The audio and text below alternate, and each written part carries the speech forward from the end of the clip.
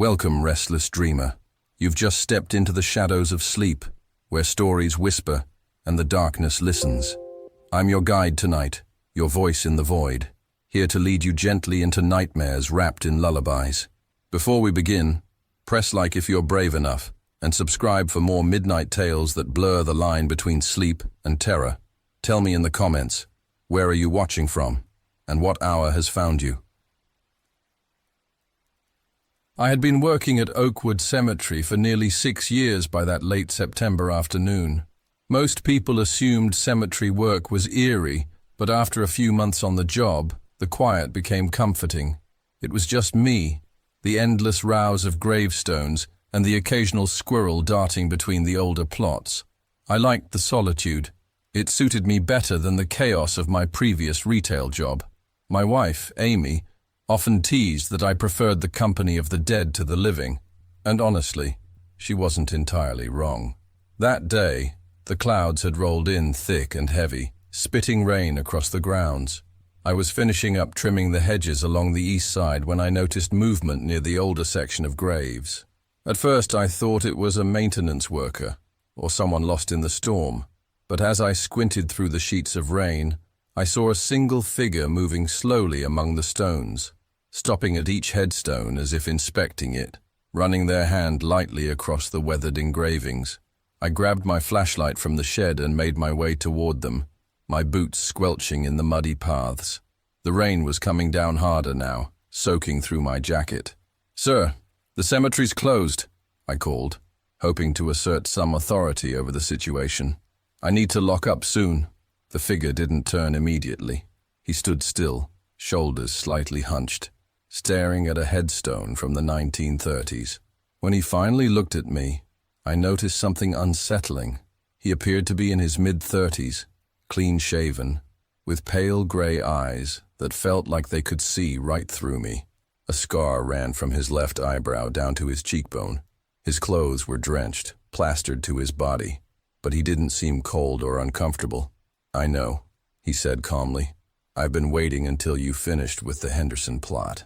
My blood ran cold. I had just been working on the Henderson family section. Nobody else had been there, not for hours. "How do you—" I started, but he cut me off.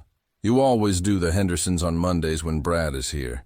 Since he's out sick, you had to squeeze it in before closing." I swallowed hard, trying to process how he knew that. "Visitor information is private. You need to leave," I said, keeping my voice steady, even though my heart was hammering.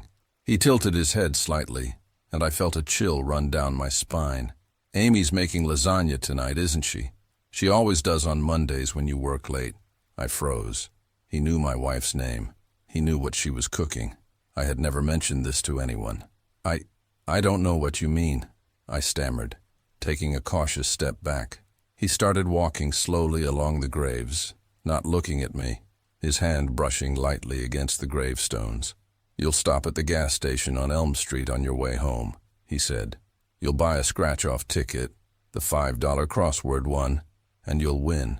You always buy one when Brad's out sick because you feel lucky with overtime pay." My knees nearly buckled. It was true. I had that exact superstition, but I had never spoken of it to anyone. The rain plastered my jacket to my skin, and my fingers shook around the flashlight. I pulled out my phone, considering calling the police, but he shook his head. "Your phone's at 13%. You forgot to charge it last night because you stayed up watching that documentary about serial killers until 1 a.m. I checked. Exactly. Amy had fallen asleep on the couch around that time. He stopped and turned fully to face me, rain dripping from his chin and hair. "You keep a photo in your wallet," he said, taking a step closer. "Not Amy's, the other one, behind your driver's license." I froze. My hand shot instinctively to my back pocket. Rebecca, the photo of my college girlfriend who had died years after we broke up. Nobody knew about it. Nobody. "You need to leave now," I said, my voice trembling. The man didn't move. "Your mother calls every Sunday at 10:15 a.m., but you let it go to voicemail half the time. She asks when you and Amy are going to have kids, and you don't want to tell her about the fertility treatments you're trying." It was like a punch to the gut. He knew things no one should know. I backed toward the maintenance shed, my hands shaking uncontrollably. "I'm calling someone. Your shed door sticks. You've been meaning to fix it for months. Lift and pull at the same time," he said matter-of-factly. I ran. Mud splashed up my legs, my knee hit a gravestone, and sharp pain shot up my leg, but I scrambled toward my truck parked near the main gate. Behind me, he walked, slow and deliberate, as if he knew exactly how long it would take. I yanked my keys from my pocket and opened the door, slamming it shut behind me. The truck wouldn't start. He held up 3 fingers, then 2, then 1. The engine sputtered and died completely. He pressed his palm against the glass. I could see every line in his hand. "I'm not here to hurt you," he said softly, almost sadly. "Someone is always watching. You'll go home tonight, hug Amy, and pretend this never happened. You'll fix your truck and go back to work as usual." Then he vanished into the darkness between the gravestones. When I tried the key again, the truck started as if nothing had been wrong. I drove home soaked to the bone, stopped at the gas station out of some irrational compulsion, and bought the scratch-off ticket. I won. That night, I hugged Amy tight. She asked if everything was okay. I said it had been a long day. Since then, I've noticed little signs around the cemetery. Flowers placed on graves I'd cleaned. Footprints where none should exist. I've never seen him again, but I know he's out there, watching, knowing. And somehow he chose that rainy September night to remind me. I tried to go back to normal after that night, but normal didn't exist anymore. Every time I walked the cemetery alone, every time I closed up for the evening, a part of me expected him to appear again. It wasn't just paranoia. I started noticing things I couldn't explain. A flower I hadn't placed. Footprints in areas I'd already raked smooth. Small disturbances in the gravel, almost like someone had walked around just out of sight. I mentioned nothing to Amy. There was no way to explain it. She'd call me crazy. Even so, I found myself taking extra precautions, locking gates, double-checking the grounds, scanning every shadow. The stormy night replayed in my head constantly. The gray eyes, the scar, the precision with which he knew every detail about me, my habits, my life. Weeks later, it happened again, but this time without the rain. I was walking the northern plots alone during my evening rounds, flashlight cutting through the dim twilight, when I noticed something strange. Fresh footprints appeared behind me, but no one was there. I stopped and turned. Nothing. The footprints led along a path I hadn't used in months, winding past old monuments and toppled stones. A cold knot of dread settled in my stomach. I tried to rationalize it. Maybe a hiker, maybe someone had snuck in while I wasn't looking, but it didn't make sense. Oakwood Cemetery was private property, and I had checked the gates. They were locked. Nobody could have gotten in without me seeing. I followed the footprints, cautious, flashlight shaking in my hand. The prints stopped abruptly in front of a small moss-covered monument. I knelt down. There, tucked into the base, was a folded piece of paper. The handwriting was careful, precise, and I recognized it immediately. Rebecca's cursive. "Don't be afraid. We're still here, watching, waiting. Remember us." I froze. The wind howled through the trees, rustling dead leaves. My fingers were trembling as I opened my hand. No ink, just an empty page. But the paper smelled faintly of rain, of wet earth, and I swear in the silence I could hear breathing. That night, I couldn't sleep. Every creak of the house made me jump. Every car driving past sounded like footsteps approaching. Amy noticed my agitation but assumed I was just tired. I said nothing. I didn't want to scare her. A few nights later, I was closing the gates when I noticed the strange shadow again. The gray eyes, the scar, the same figure from that rainy night. He didn't speak this time. He just stood silently among the headstones, his coat dripping, his hands in his pockets. I froze. My breath caught. He raised a hand slightly and then disappeared into the fog, like he had never been there at all. I began keeping a notebook, recording every unusual incident. At first it was small things, footprints, flowers, a shifted wreath. Then it escalated. The cemetery's sprinklers would turn on by themselves at midnight, watering graves that hadn't needed it for weeks. My radio would pick up faint whispers, indistinguishable words, almost like children playing hide and seek. Sometimes I'd swear I heard him walking behind me, pacing, waiting, measuring my steps. One evening I arrived early for my shift. The sky was gray and heavy with rain again. I parked my truck, flashlight in hand, heart already thumping. As I walked toward the maintenance shed, I noticed movement near the oldest section of the cemetery. Someone, or something, was kneeling among the graves, placing flowers I didn't recognize. I approached cautiously. "Sir?" I called. No answer. Then a voice, soft and melodic, floated to me from between the stones. "You're looking too hard. Some things aren't meant to be found." The voice was familiar.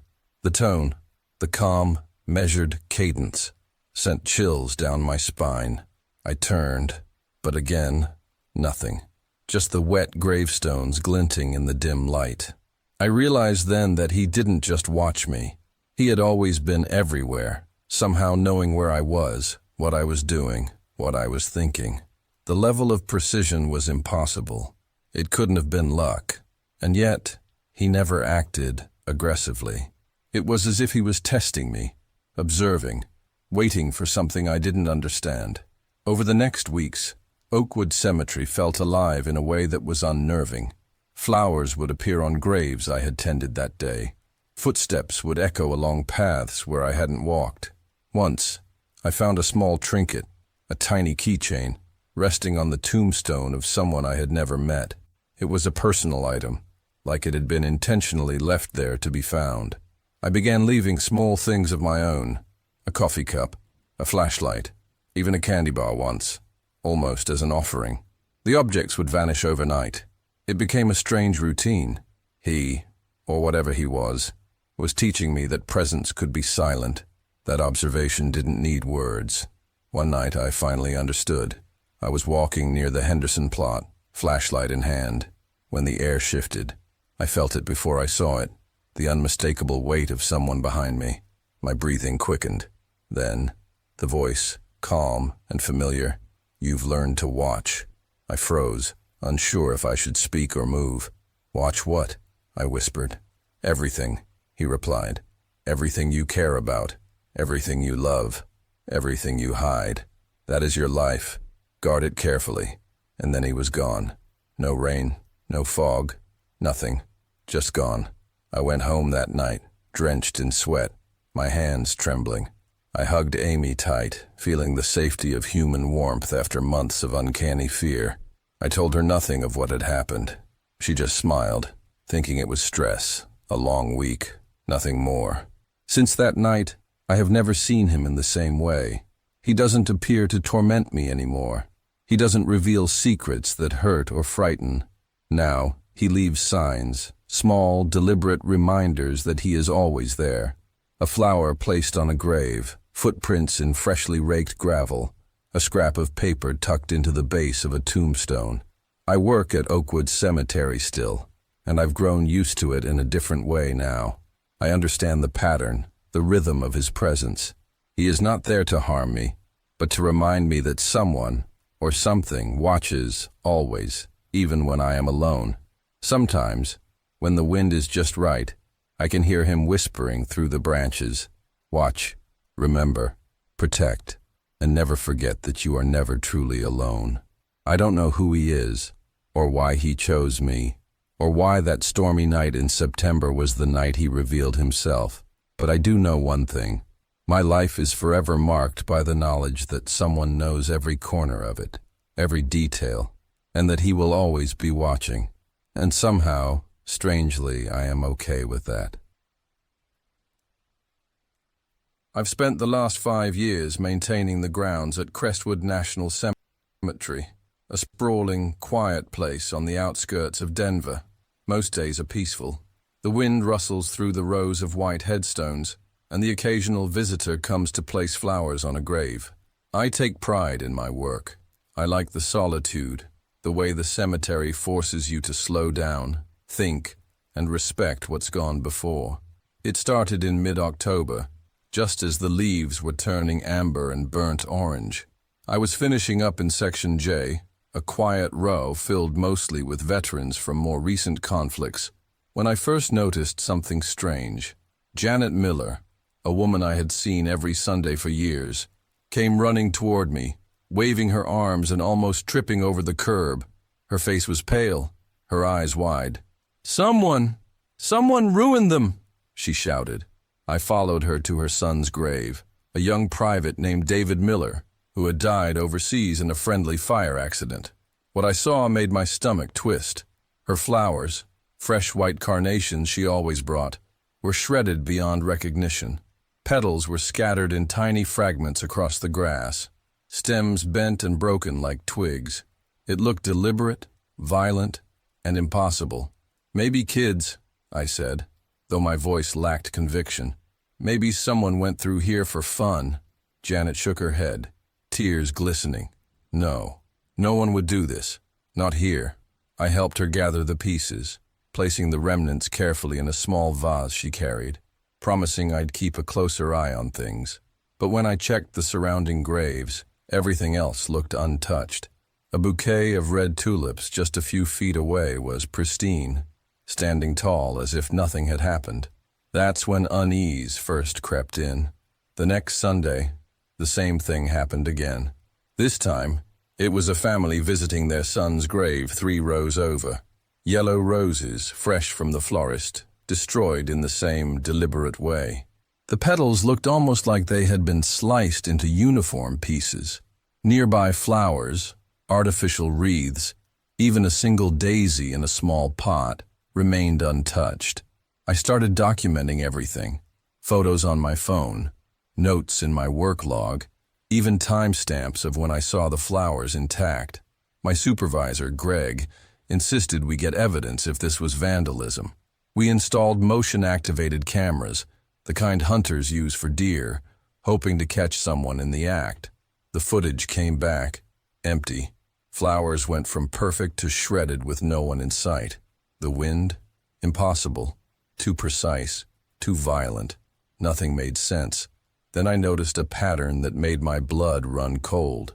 Every single shredded bouquet belonged to a soldier who had died in a friendly fire incident. I cross-referenced my notes with the Cemeteries database. Michael Brennan, killed in a convoy accident. Jake Anderson, misidentified in a drone strike. David Miller, the boy Janet visited every Sunday. All friendly fire. I didn't tell anyone at first. It sounded insane. How could some force know which deaths were unpunished? I tested my theory. One quiet Monday, I bought a small bunch of daisies and placed them on Staff Sergeant Anthony Russo's grave, another friendly fire victim. I sat in my truck across the cemetery, pretending to fill out paperwork. After an hour, I went back. The daisies were shredded, petals scattered like confetti, graves on either side untouched. My heart pounded. This was no prank, no random act of nature. Something was watching these graves, punishing them. By the 3rd week, it escalated. Glenn Foster, a retired squad leader, came with an expensive arrangement for Michael Brennan's grave. He knelt in silence, placing the flowers carefully. Minutes later, the arrangement exploded into pieces, purple petals flying across the grass, sticking to other headstones. Glenn fell to his knees, sobbing, shouting at the grave, begging for forgiveness. I watched, frozen, as the air seemed heavy, charged, almost alive. I finally told Greg what I'd discovered. He went pale, muttering that it couldn't be real. But the evidence was there. Photos, dates, and the unmistakable pattern. Only unpunished deaths were targeted. Justice, it seemed, had a form here, one I couldn't explain. We tried bringing in outside help. Police shrugged. There was no suspect, no crime. A priest came to bless the cemetery, but the destruction continued. Flags left on the graves remained untouched. Coins left by families were safe. It wasn't a question of spirits or rituals. It was something else, something angry. I started avoiding those graves. I moved flowers elsewhere, kept a distance and warned families not to leave anything too precious. But Janet still came every Sunday. She doesn't leave the flowers anymore. She holds them, talks to her son, then takes them home. I understand now. Some things in this world don't rest, especially when justice never came. Those soldiers died twice, first by mistake, and then by the absence of accountability. The shredded flowers are a reminder, a violent echo of wrongs never addressed. And I, a simple groundskeeper, became the only witness to a horror that refuses to let go.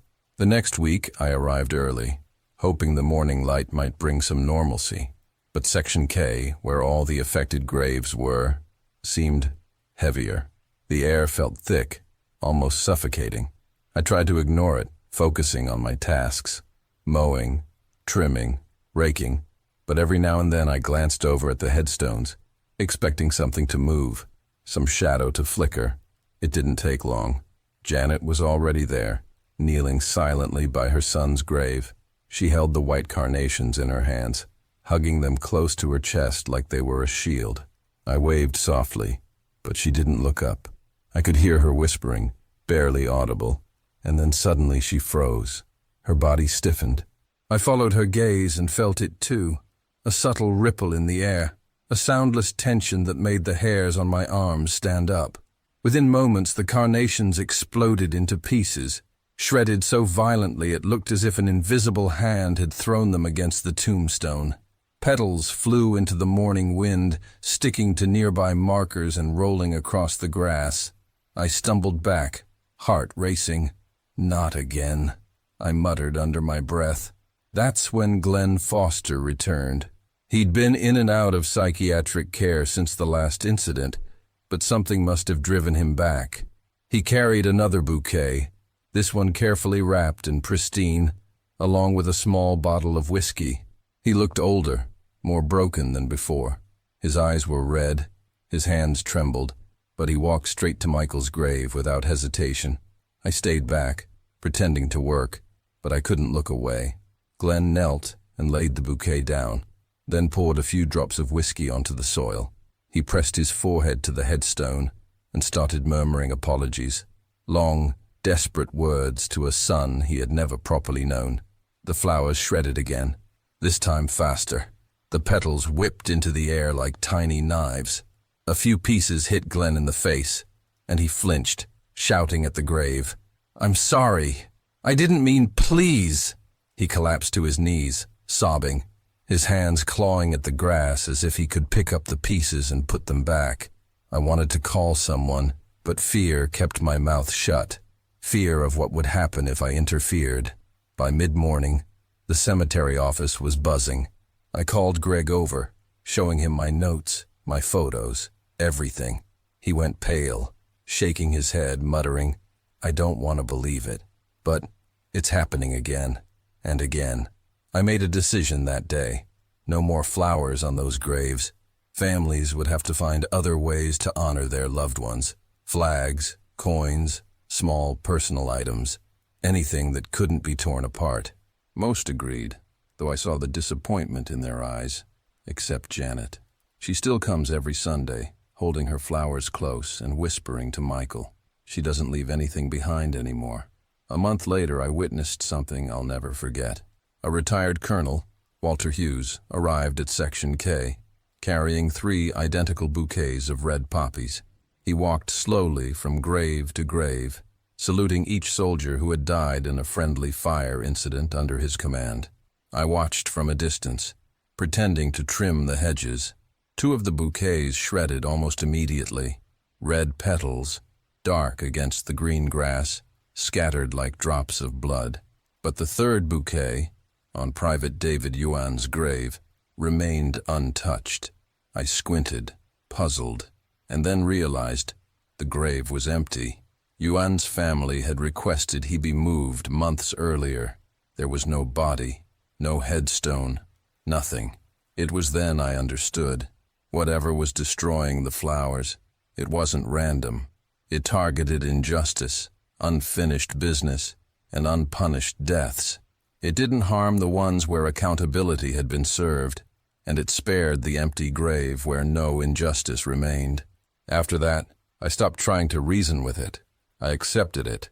Flowers were no longer safe in Section K, and I told families to use flags, coins, or nothing at all. Over time, the incident stopped, but the memory stayed. I couldn't shake the feeling of eyes watching, of hands unseen tearing at what was left behind. Sometimes when the wind blows through Section K and the autumn leaves swirl in tiny tornadoes across the headstones, I imagine the shredded petals still floating somewhere, pieces of lives lost twice, first to a mistake, then to the absence of justice. I've worked here long enough to know that some things never rest, some things wait, and sometimes they make sure we never forget. I still maintain Section K, still tidy the graves, still nod politely to the families who come, but I keep my distance from the headstones that have learned how to speak in shredded flowers. I've seen the weight of guilt, the lingering anger of lives lost without justice. And I know, if you don't acknowledge it, if you let it go unnoticed, it will come for you in one form or another until the scales are balanced. Even now, when I pass by a fresh bouquet, I can't stop glancing back. The petals never truly settle. Working the night shift at Riverside Memorial Cemetery wasn't glamorous, but it paid the bills. My name is Brian, and after a knee injury ended my construction career, the quiet hours and steady paycheck were exactly what I needed. Most nights were uneventful, checking the gates, making sure no one was sneaking in to drink behind the mausoleums. But that all changed the night I first heard the laughter. It was late March, around 1:15 a.m., and I was sitting in the tiny security office near the entrance, scrolling through my phone and eating a sandwich. The wind was calm, and the cemetery lay in a blanket of darkness, the only light coming from the faint glow of the street lamps lining the perimeter. Then I heard it, high-pitched giggling, so clear it could have been a group of children playing tag. I grabbed my flashlight and headed toward the sound, expecting to find some teenagers on a dare. The laughter moved as I walked, circling me between the headstones, like the kids were weaving around me, always staying just out of sight. When I reached the west section near the old oak trees, the noise vanished completely. Silence fell, thick and unnatural, as if the entire cemetery were holding its breath. I swept the flashlight across the area and froze. There were 6 graves, close together, their gravel disturbed like someone had been running in circles, and on each headstone lay candy wrappers. Snickers, Milky Way, Reese's, all fresh, the chocolate scent faint in the air. My stomach dropped when I checked the dates on the graves. All 6 children had died on the same day, November 14th, years ago, in a horrific bus accident returning from a school trip. The first night I didn't tell anyone. I logged it as litter cleanup and hoped I was imagining things. But 2 nights later, it happened again. The laughter returned at 1:15 a.m., louder and closer this time. I ran to the graves and saw patterns in the gravel, like a game had been mapped out, weaving between the stones. Candy wrappers lay deliberately atop each grave, 1 per child, and the handprints, small, child-sized, damp from the night dew, pressed against the granite. Someone, or something, had been here moments before I arrived. Research on my phone confirmed the chilling truth. The news articles from the bus accident listed their names, ages, and bright smiles in picture day photos. Melissa, holding a spelling bee certificate. Christopher, in his baseball uniform. Madison, shy and smiling. Survivors had mentioned the kids had shared candy on the ride home. That tiny detail made the haunted scene in front of me almost unbearably real. I waited the following Friday, hiding behind a large memorial, determined to see what was happening. The cemetery was still and cold. At exactly 1:15 a.m., the sound started again, clearer than ever. I could hear individual voices, a shrieking laugh, someone calling, "You're it!" A game of tag. My heart pounded as I witnessed the impossible. The candy wrappers lifted slightly, as if unseen fingers were holding them, rustling in ways the wind couldn't create. A small girl's voice whispered, "Mr. Bryan, is that you hiding there?" My blood ran cold. No one knew my name at the cemetery except my supervisor and a day shift guard. The voice repeated, patient and sweet. "We know you've been watching us. We just want to play." A boy chimed in, "We brought candy to share. Don't you want some?" Against every instinct, I stepped closer. The laughter stopped, replaced by soft breathing. Footsteps traced paths through the gravel, small and precise. I knelt to examine them. Tiny sneakers, size 3 or 4, pressed into the dew-damp gravel. The candy wrappers were fresh, yet somehow carried the sense of being both old and new. They smelled of chocolate, as if they'd just been unwrapped. I spotted a folded piece of notebook paper tucked under a stone on Melissa's grave. Written in neat elementary school cursive, it said, "We just want friends to play with. M." My rational mind reeled. Was I going insane? Or were these children, somehow, still present? The detail of the candy, the handprints, the whispering voices, everything pointed to a reality that defied reason. I drove home that morning, still shaken. I couldn't stop thinking about them, the playful ghosts of children trapped in the moment of their last day alive. Something inside me compelled me to return, to acknowledge them rather than fear them. That night, I bought 6 candy bars, 1 for each grave, and left them carefully atop the headstones, matching each child's favorite according to the notes I had found online and in news archives. Sitting in the circle between the graves, I waited. Slowly, footsteps approached, light as feathers. The wrappers rustled and then opened, chocolate disappearing as if eaten. I spoke to them, telling them about my day, about my wife's terrible cooking, about the stray cat behind the maintenance shed, and in response, soft giggles returned, warm and comforting rather than sinister. By the time I left, 6 small objects had been left in the center of the circle. A hairband, a tiny baseball card, a pencil, a bracelet, a plastic dinosaur, and a folded piece of notebook paper with a gold star sticker. They had traded with me, just as they had on that fateful bus ride. After that night, the terror faded.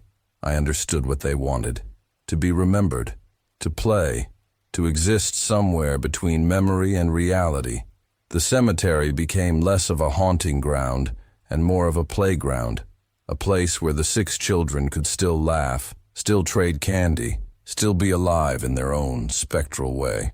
After that first night with the candy, things changed at Riverside Memorial. I started looking forward to my shifts instead of dreading them. The children were still there, but their presence wasn't terrifying anymore. It was familiar. At 1:15 a.m., like clockwork, I'd hear their giggles, whispers, and the soft scuff of tiny sneakers on gravel. The candy would vanish, and sometimes small objects appeared in return, left as gifts from the children. A few weeks later, my new assistant, Kevin, joined the night shift. On his first night, he came to me pale as a sheet. "Bryan, you have to tell me. Are the stories true?" he asked, voice trembling. I nodded slowly and handed him a grocery bag with 6 candy bars. "Leave these on their graves when you hear them. They just want someone to remember they were kids." Kevin looked unconvinced but agreed. That night he called me on the radio around 1:20 a.m., voice shaking. "Bryan, they moved the candy. I saw the wrappers peel open by themselves." I chuckled quietly, trying to reassure him. "It's okay. They're just playing. Sit with them if you want. They like company." The months passed, and I noticed subtle patterns. The children interacted with anyone who was patient and kind. Sometimes it was gentle whispers, sometimes laughter, sometimes nothing at all. Parents visiting their own children's graves occasionally witnessed the candy disappearing or small items left in exchange. Stories spread quietly through the town. The cemetery had its own invisible visitors, 6 children who refused to be forgotten. One autumn night around Halloween, I noticed a young woman standing near the graves. She had her hands folded over her chest, staring down at the ground. I approached slowly. She jumped slightly at my voice. "You hear them too?" she asked. I nodded. "They like to play. I said softly. "Do you want to leave something for them?" Her eyes filled with tears. She knelt down and pulled a small stuffed bunny from her bag. "This was my little brother's favorite," she whispered. She placed it carefully atop one of the headstones. The bunny twitched slightly as if caught by an unseen hand. She gasped, smiling through tears, and stayed there for a long time, talking quietly to the spirits.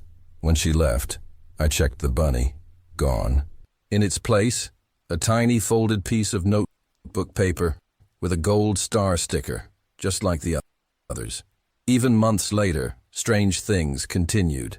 One night, I saw footprints of different sizes, some smaller than before, others larger, like the children were growing, or that new visitors had joined them. Candy wrappers moved on their own. Gifts appeared without explanation, and the laughter could be soft, joyful, or mischievous. I learned to leave offerings in the right order. Chocolate bars in the children's favorite arrangement, small toys, pencils, stickers. The more I respected their patterns, the calmer the night became. But there was one night that changed everything. Around 1:15 a.m., I noticed a new sound, a single voice, deep and hollow, echoing through the cemetery. Unlike the playful giggles I had grown used to, this voice was sorrowful, almost angry. I shone my flashlight across the graves and saw the 6 familiar headstones, but beyond them, a shadowy figure moved in the trees, just out of reach of the light. I called Kevin on the radio. "Do you hear that?" I whispered. "Yes, I hear it too." "What is that?" he answered. I didn't have an answer. The shadow stayed at the edge of the graves for several minutes, then disappeared as suddenly as it had appeared. The candy wrappers on the headstones twitched violently, then fell still. I realized something. These children weren't the only ones lingering. Someone, or something, was drawn to them, maybe feeding off the energy of their play, something far older and darker. From then on, I was more careful. I never stayed too late alone, and I made sure to leave candy and gifts every night they were present. Yet the cemetery became a place of constant vigilance. New visitors occasionally reported hearing children laughing, feeling touches on their shoulders, or seeing small objects move on their own. Most of the townspeople were polite enough not to ask questions. They sensed the unseen presence, but didn't press. Years passed. I was promoted to day supervisor, but the night shift remained my favorite. The children still came, though their appearances were intermittent. Some nights, I'd sit quietly among them, telling them stories about the town, about the seasons, about everyday things. And sometimes, when I left, a small gift awaited me. A toy car, a friendship bracelet, a pencil with tiny bite marks, or a carefully folded piece of paper with a gold star. On anniversaries of the accident, the cemetery was especially alive. I would find Mrs. Patterson, the retired teacher, placing candy bars on the graves along with other parents who had come to honor the children. The small circle of graves became a place of remembrance, joy and sorrow intertwined. And even though the laughter and play continued only in the darkness, anyone patient enough to leave offerings or watch quietly could sense it, the spirits of children forever suspended in the joy of their last day. Some nights, the laughter fades into the wind, and only the whispers remain. The candy disappears, the toys vanish, and I'm left with the quiet understanding that these children don't just haunt the cemetery, they exist there, timeless, playing in their invisible playground, waiting for someone to join them. And for the first time I understood, fear had no place here. What mattered was memory, attention, and acknowledgement. I sometimes bring my wife to the cemetery during the day. She doesn't see them, of course, but she leaves small items with me, just in case. Families, new guards, and even townspeople now leave gifts. It's become a quiet tradition, a way to honor lives cut short, and somehow, to keep these playful spirits alive. The cemetery no longer feels empty at night. It feels alive. The laughter echoes faintly, and sometimes, if I listen closely, I can hear the small voices calling out, "Tag, "You're it," and I smile, knowing that in this strange, spectral way, the children are still here. They're not gone. They're still playing. Some nights, the laughter fades into the wind, and only the whispers remain. The candy disappears, the toys vanish, and I'm left with the quiet understanding that these children don't just haunt the cemetery. They exist there, timeless, playing in their invisible playground, waiting for someone to join them. And for the first time I understood, fear had no place here. What mattered was memory, attention, and acknowledgement. I sometimes bring my wife to the cemetery during the day. She doesn't see them, of course, but she leaves small items with me, just in case. Families, new guards, and even townspeople now leave gifts. It's become a quiet tradition, a way to honor lives cut short, and somehow, to keep these playful spirits alive. The cemetery no longer feels empty at night. It feels alive. The laughter echoes faintly, and sometimes, if I listen closely, I can hear the small voices calling out, "Tag, you're it," and I smile, knowing that in this strange, spectral way, the children are still here. They're not gone. They're still playing. I never thought working nights at a cemetery would get to me. When I first took the job at Willowbrook, I figured it would be boring. Just long hours alone, driving around in a golf cart, and making sure no vandals slipped in after dark. The job description sounded easy money. Lock the gates, check the new motion sensor lights, and keep an eye on the monitors. Most nights, I sat in the tiny office at the entrance, half watching Netflix on my phone, half listening to the crickets outside. But then Tuesday started. It began subtle. One night, around 3:12 a.m., I saw the sensors for Section G light up in sequence. The monitor showed the first path lamp glow bright white, then the next, like dominoes falling in light instead of wood. It was as if something was walking that route at a steady pace. The first time, I thought little of it. Probably a deer or raccoon, I told myself. But the animals I'd seen never moved like that. They darted, wandered, or stopped to sniff at headstones. This, whatever it was, moved like a person, always in a straight line, always the same speed, always beginning at the shed and ending at the same marker in the far corner of Section G. By the third week, I started paying closer attention. Tuesday, 3:12 a.m., lights in sequence, finished in just under 3 minutes. Then dark again. No other day of the week. No variation. I checked the cameras. Nothing.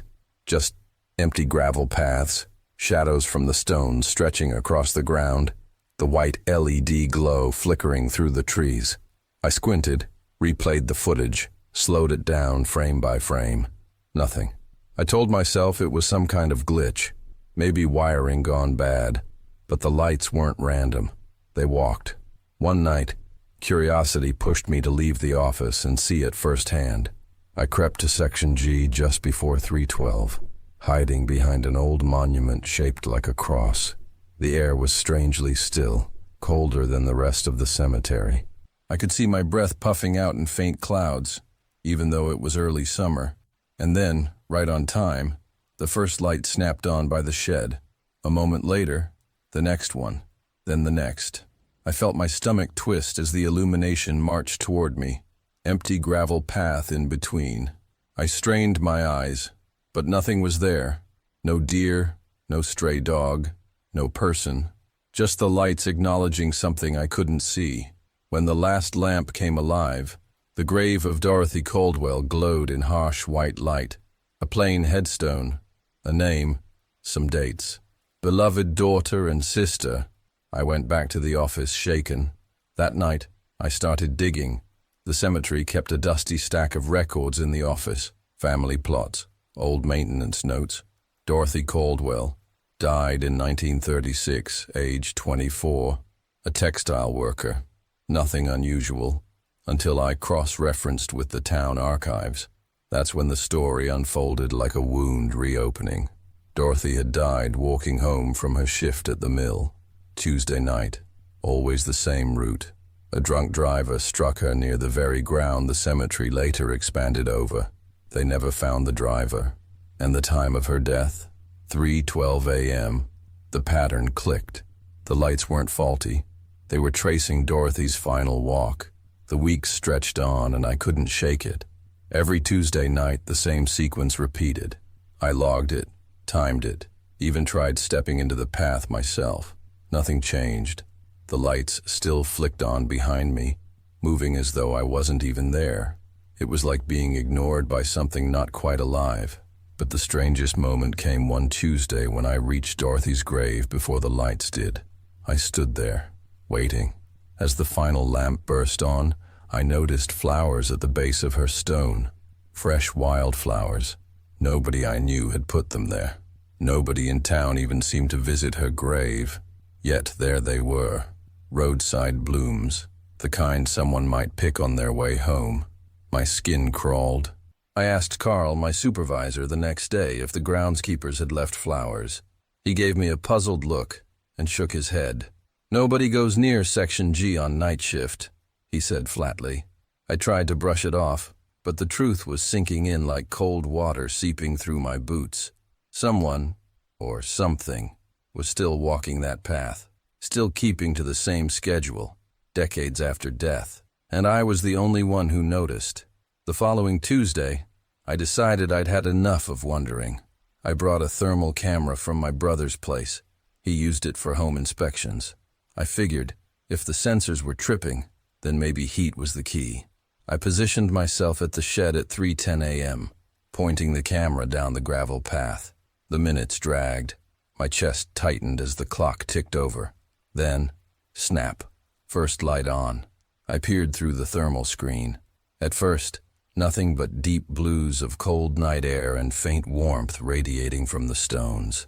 But then, movement. A figure, human-sized, faint, like the outline of a person made of fog.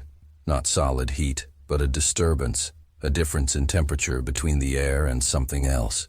It moved in perfect rhythm with the lights, step by step. My hands trembled as I tracked it.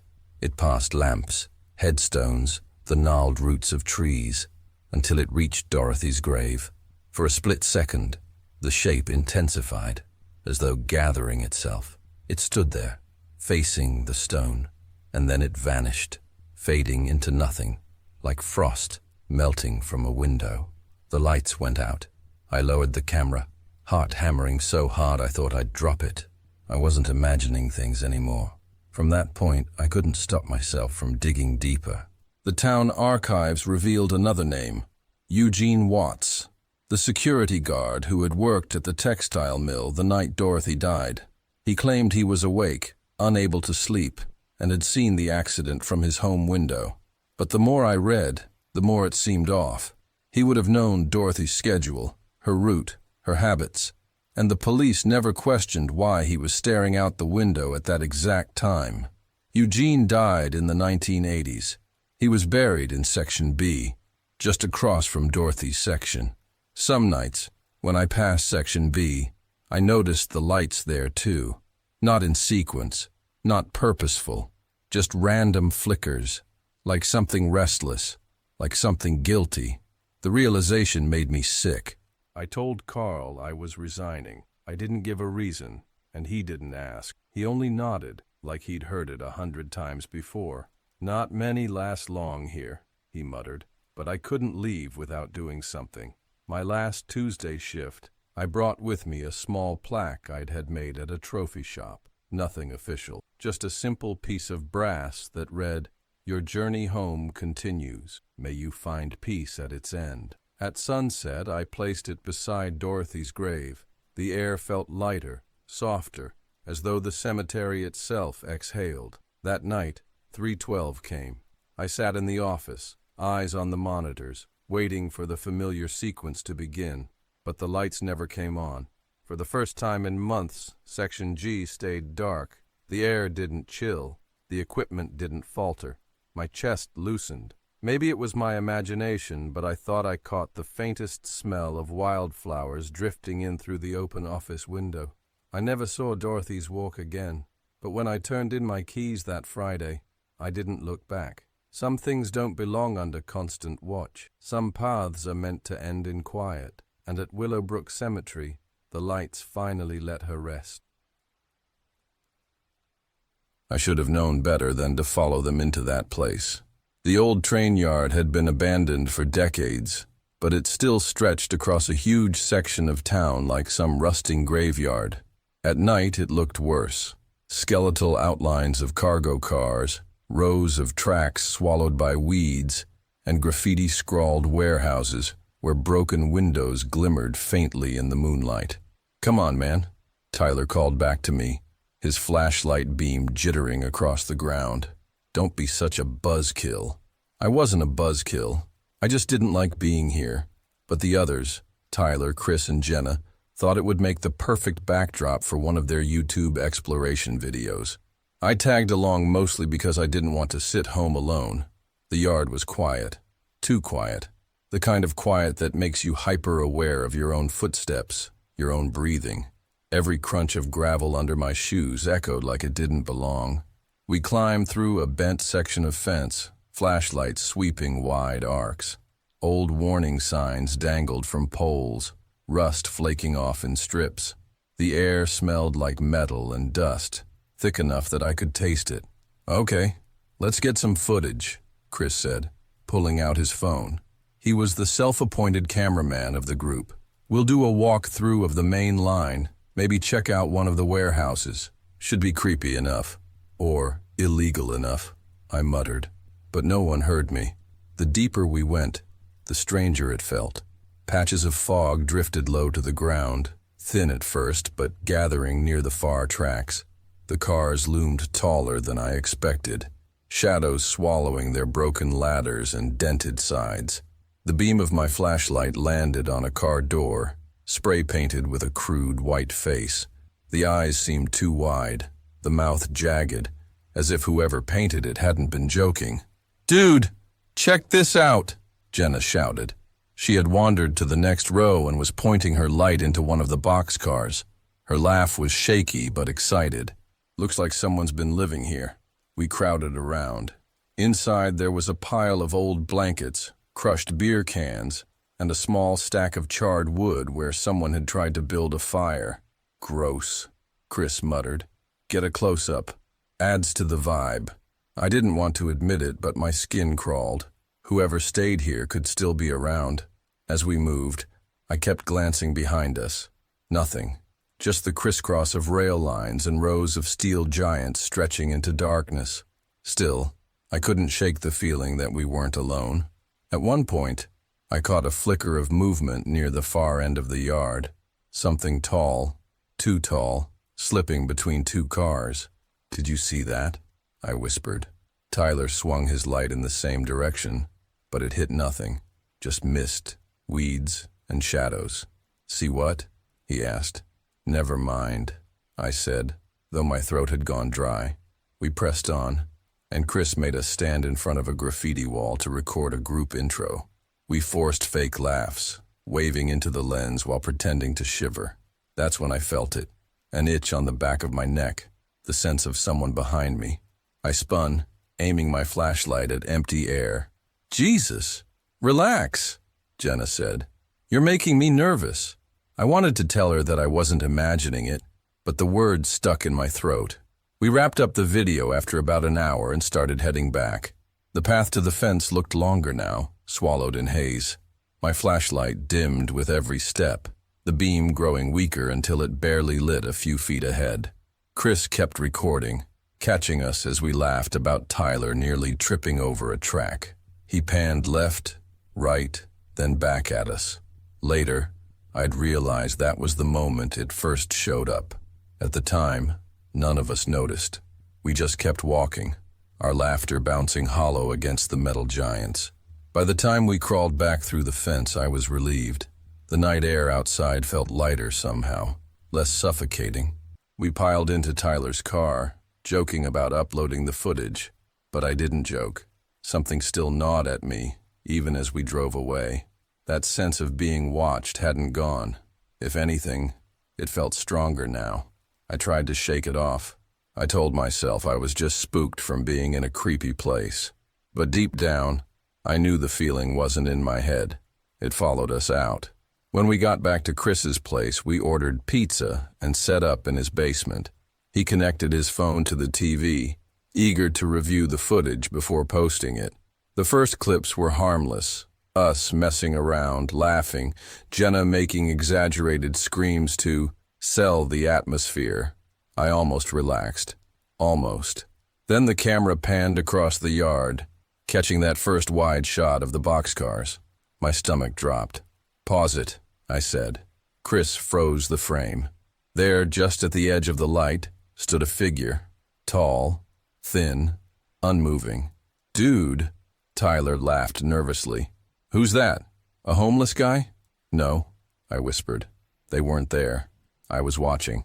I swear Chris zoomed in. The figure blurred, but the outline was unmistakable. Someone standing upright, facing us. We sat in silence for a long moment. Then Jenna spoke. "Okay, maybe they were just passing through. Nothing to freak out about." But as the video continued, my heart raced faster. Every clip showed it again, always in the background. Sometimes by a rail car, sometimes by a warehouse door. Each time, closer. In one shot, when Tyler nearly tripped, the figure was only yards away, half hidden in the fog. Its head seemed too long, tilted at an unnatural angle, as if it was listening. "Stop," I muttered. "I don't want to watch anymore." "Come on, it's just... Stop!" Chris paused the video. My hands were shaking, my breath uneven.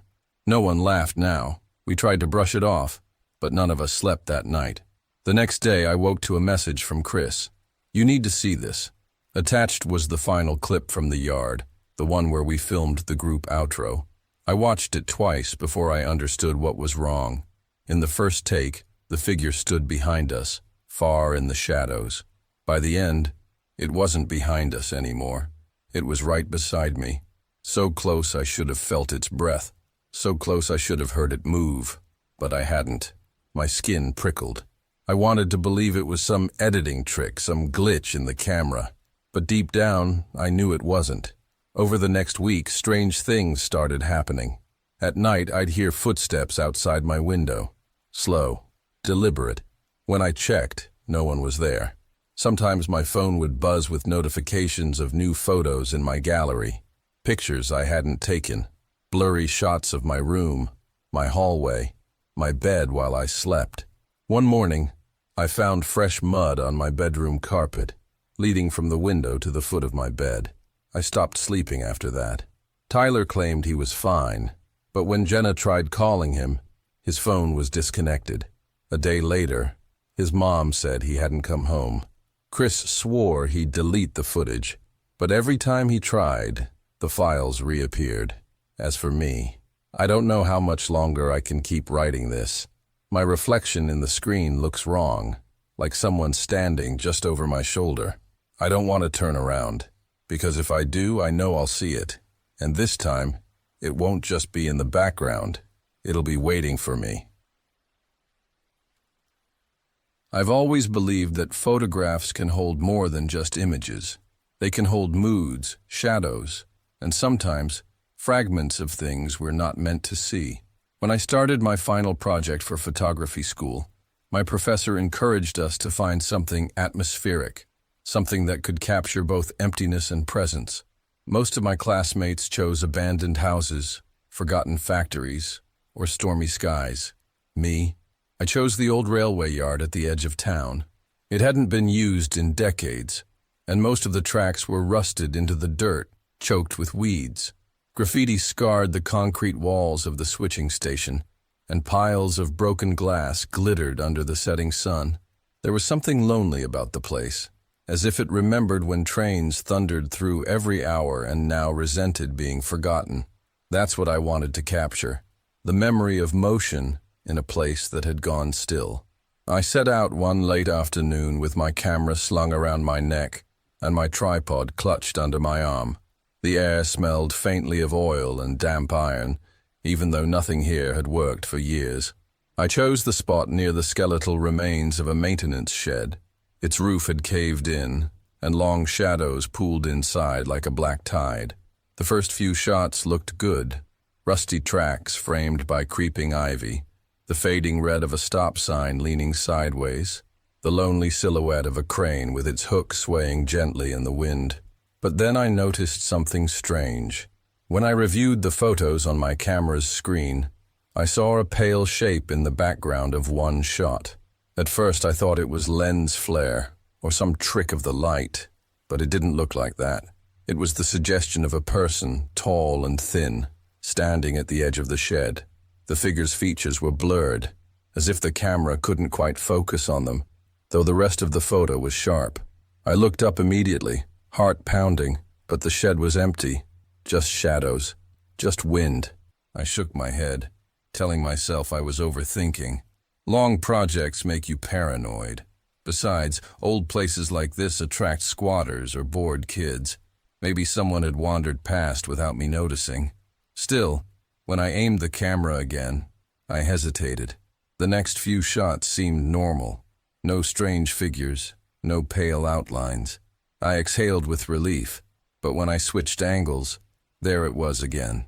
This time the figure stood closer, near the rusted tracks, as if it had taken a few careful steps toward me. I tried to convince myself it was some trick of perspective, maybe a broken post, maybe a reflection. But when I compared two frames side by side, the difference was undeniable. In one, the figure was by the shed. In the next, it was nearer, moving. I lowered the camera and turned in a slow circle, scanning the yard. The wind stirred, whistling through gaps in the steel, but the place was empty. Completely, utterly empty. That was when a thought struck me. What if this wasn't something visible to the naked eye? What if it only existed through the lens? My throat tightened, but I couldn't stop. That's the problem with photographers. We're compelled to keep shooting, even when we shouldn't. I raised the camera again, zooming slightly, and snapped 3 quick photos. Click, click, click. In the first, the figure was standing 10 yards away. In the second, 5. In the third, it loomed directly behind me, its blurred face tilted toward my shoulder. I nearly dropped the camera. Spinning around, I expected someone, anyone, to be there. But the yard stretched out, barren, bathed in the dim orange light of dusk. The shadows were long now, stretching like reaching hands across the gravel. My breathing was shallow, ragged. I tried to laugh it off, muttering to myself, "Okay, you're tired. You've been staring too long.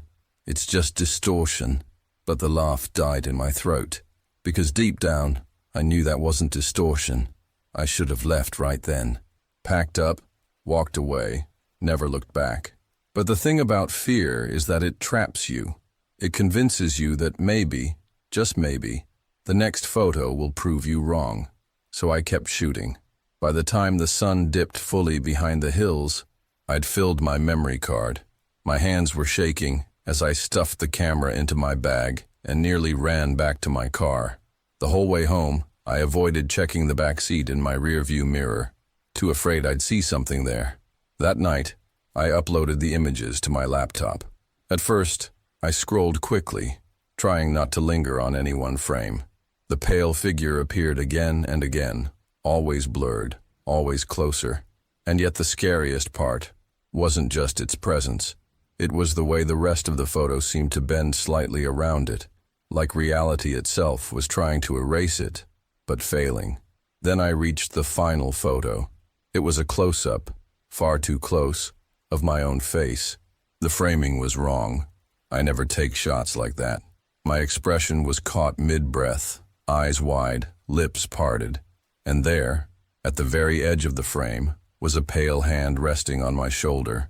I slammed the laptop shut and stumbled back in my chair. My apartment was silent, the air too still, but I could swear the temperature had dropped. My shoulder tingled, prickling as though invisible fingers lingered there. I didn't sleep that night. Every time I closed my eyes, I imagined the blurred face leaning down toward mine, just out of view, waiting to be captured again. And the worst part? When I finally gathered the courage to check my camera bag the next morning, the memory card was missing. The first thing I did was tear my apartment apart. I emptied drawers, flipped couch cushions, searched under the bed, even checked my pockets from the night before. The card was gone. My hands shook as I called the photography lab where I usually developed prints, praying I hadn't accidentally dropped it off without remembering. The clerk, a sleepy guy named Miles, said no one had come by, no card had been turned in. That left two possibilities. Either I'd misplaced it somehow, or something had taken it. For the rest of the day, I couldn't shake the feeling of being watched. Every time I glanced up from my desk, I half expected to see that blurred figure standing in the corner of my room. The mirror above my sink made me flinch more than once. I kept thinking I'd see a pale hand on my shoulder again. By evening, exhaustion had dragged me into a heavy daze. I convinced myself it was paranoia. That's when my phone buzzed. It was a text. No number, no contact, just a single photo. The photo was one of mine, one I'd taken at the railway yard. And there it was again, the pale figure in the background. Another text followed, another photo, then another, each one a frame from my missing memory card. By the time the 10th image arrived, I realized the figure was getting closer in every picture, just like before. My stomach turned. Whoever had my card wasn't just taunting me. They were sending me proof that whatever I'd seen was still following me. I tried calling the number, but it didn't exist. I tried blocking it, but the photos kept coming. Each buzz of my phone felt like a hammer to the chest. The last image nearly made me scream. It was a shot of me, sitting at my own desk, taken from just behind my shoulder. I dropped the phone like it had burned me and spun around, but the apartment was empty, silent. That night, I left every light on. Over the next few days, the text slowed, then stopped, but the dread didn't. I avoided mirrors. I stopped using my camera. Even walking past reflective windows made my skin crawl. Then, one evening, as I was trying to distract myself with meaningless tasks, I noticed something taped to my front door. It was a photo print, a close-up of my bedroom, taken from the corner where the shadows always seemed deepest. In the photo, I was lying on the bed, asleep, and at my side, barely visible but undeniably there, was the blurred figure, watching, waiting. I tore the photo to shreds and shoved them down the trash chute, but it didn't help. That night, I couldn't sleep. Every creak of the floorboards, every groan of the pipes made me flinch. I tried to tell myself it wasn't real. That stress was breaking me down. But the next morning, when I lifted my camera to check the lens, I caught a reflection in the glass. A face, blurred, pressed close, and then the glass cracked from the inside.